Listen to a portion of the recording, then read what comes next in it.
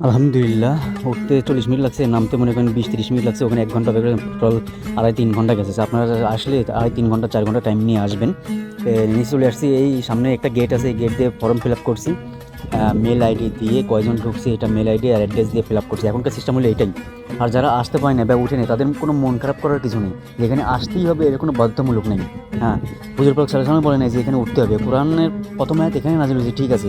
কোরআন অনেক জায়গায় নাজিল হয়েছে, যুদ্ধের ময়দানে হয়েছে, মক্কায় হয়েছে, মদিনাতে হয়েছে, অনেক জায়গায় কোরআন নাজিল হয়েছে।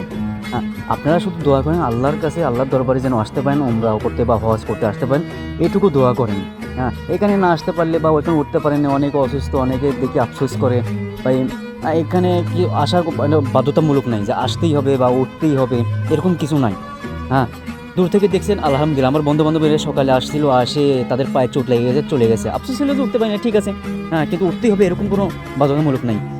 তো যারা মনে করেন মন খারাপ করে বসে আছেন যে ভাই আমরা যাবো, আমরা যাইতে পারতেছি না, অনেক কষ্ট, ভাই ওরকম কষ্ট করার কিছু নেই। আমাদের হাজার করে শুকরিয়া, আপনারা ওমরা করেন, আল্লাহর যে আদেশগুলো আছে, ফরজগুলো আছে, সেগুলো পালন করেন, নফল ছাড়েন। হ্যাঁ, নফল করতে পারলে ভালো, আলহামদুলিল্লাহ। ফরজ প্রথমে, যেমন ঈমান আনা, নামাজ পড়া, রোজা রাখা, হজ করা, জাকাত দেওয়া, এগুলো ভাই ফরজ কাম, এগুলো করেন ব্যাস, আলহামদুলিল্লাহ।